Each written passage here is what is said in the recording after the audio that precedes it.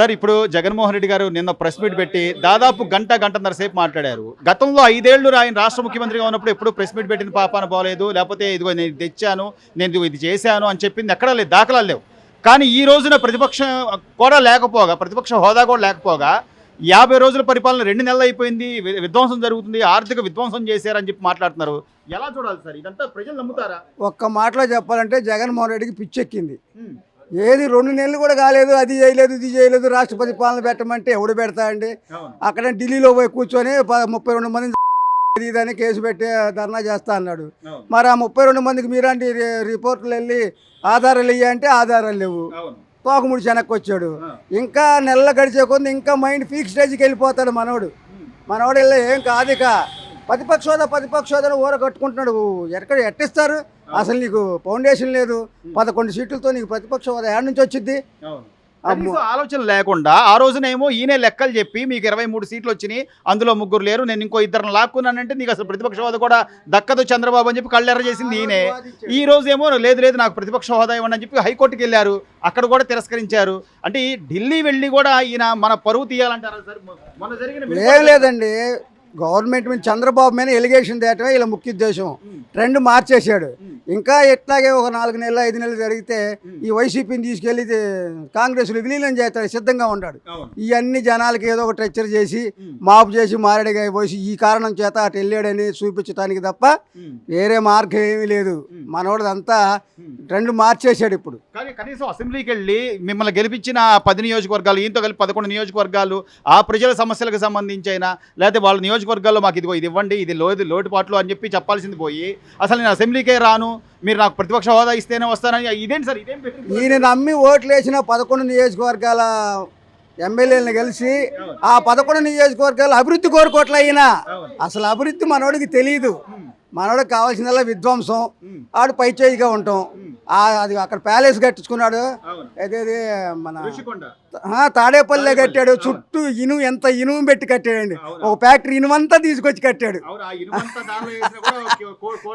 నాబోటి పేదోడు బతుకుతాడు జీవితాంతం, రద్దుకేసినా కానీ. ఇటువంటి దౌర్భాగ్యపు ముఖ్యమంత్రిని మనం చూడలేము. అయితే ప్రజలు మంచి తీర్పు చెప్పారు. ప్రజలు అసలు ఓటేసి సైలెంట్గా వచ్చి కూర్చున్నారు. కానీ ఆయన అలా చెప్పట్లేదు కదా సార్. ఇప్పుడు గతంలో పిన్నెల్లి రామకృష్ణారెడ్డి గారు ఈవీఎం ధ్వంసం చేసిన ఆయన చాలా మంచివాడు, అందుకే 5 సార్లు గెలిచాడు అంటున్నారు.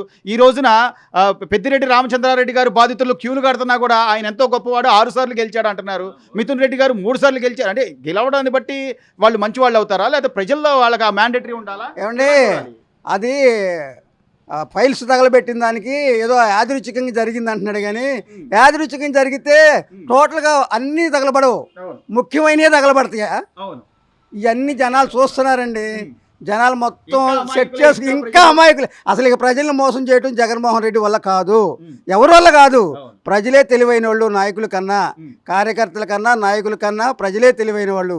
ఇలా ముఖ్యమంత్రిని నిలదీసే దమ్ము ధైర్యం నాబోటోడికి వచ్చిందంటే అది ఎన్టీ రామారావు గారు ప్రవేశపెట్టిన ప్రతి ఒక్క విషయం పోసుకూర్చున్నట్టు చెప్పాలి. దాన్ని చెప్పాలంటే సమయం చాలదు. ఆయన చేసిన ప్రతి ఒక్క అంశం మీద నాలాంటి పేదవాడు కానీ బడుగు బలహీన వర్గాలు ఎవడైనా సరే రాజకీయంగా తెలుసుకొని రాజకీయంగా పైకొచ్చి రాజకీయంగా మంచి వ్యక్తిని ఎన్నుకోవటానికి ఇలా దోహదపడింది. చివరిగా పోలవరం అసలు నేనున్నప్పుడు పరుగులు పెట్టింది అంటున్నాడు జగన్మోహన్ రెడ్డి గారు. అదేదో స్పిల్వే అంటాడు, లేకపోతే ఆ డ్యాములు గ్యాపులు వదిలేరు అంటారు. ఏందో అసలు చాలా ఒక ఇంజనీర్ కన్నా ఎక్కువగా చెప్పారు ఆయన.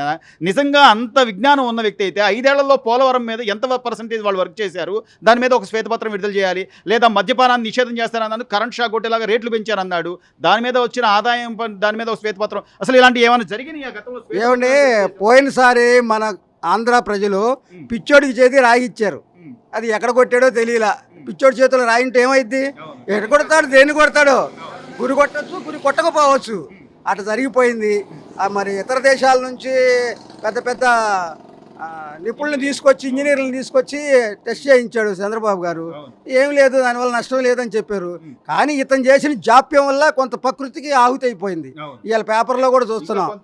ఇంకా కొంత నష్టం అతని వల్లే జరిగింది.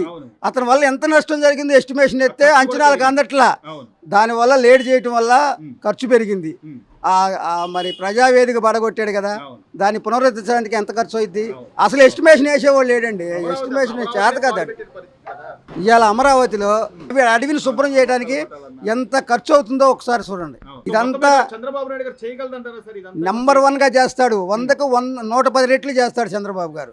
ఇంకా చంద్రబాబు గారికి మంచి ఆయుష్ కావాలని కోరుకోండి జనం, ఆంధ్ర జనం. బాబాయ్, ప్రభుత్వం అనేక సంస్కరణలు చేసుకుంటూ వెళ్తుంది. ప్రజలు దానిలో ప్రజలను కూడా మేము మమేకం చేస్తాం, ప్రజల నుంచి ఏమన్నా సలహాలు వచ్చే స్వీకరిస్తామని చంద్రబాబు గారు చెప్తున్నారు, లోకేష్ గారు చెప్తున్నారు. ఆ తరహాలో పెద్దవారు మీరేమన్నా సలహా ఇచ్చారు? మాకు ఒకటేనండి, పనికి ఆహార పథకం అనేది ఈ కాలువలని ఇదని చేస్తున్నారు. అది రెండో రోజుకి మళ్ళీ వచ్చేసి పూడిపోతుంది. అటువంటిది రైతుకు అనుసంధానం చేస్తే, ఇప్పుడు ఎకరం ఉన్నాడు ఒక మనిషి 2 ఎకరాలు అట్లా దీన్ని ఇచ్చేస్తే కమిటీని రైతులకు అనుసంధానం చేస్తే బాగుంటుందని మేము. రైతుకి ఇప్పుడు పని ఉందండి, ఇవాళ నిమ్మకాయలు కోయడానికి ఆ పనికి వెళ్ళినాడు, ఈ పనికి రావట్లా. అప్పుడు చాలా ఇబ్బందులు ఉన్నాయి. అటువంటి దానికి పెద్ద ఉపయోగం లేదు మా ఏరియాకి వచ్చేసరికి. దానివల్ల అది రైతుకు అనుసంధానం చేసి మీరు కొంత ఇచ్చి రైతు కొంత ఇచ్చేటట్టు ఏర్పాటు చేస్తే రైతుకి చాలా ఎసులుబాటుగా ఉంటుంది. ఎసులుబాటుగా ఉంటుంది. అది మేము కోరుకోవాలి.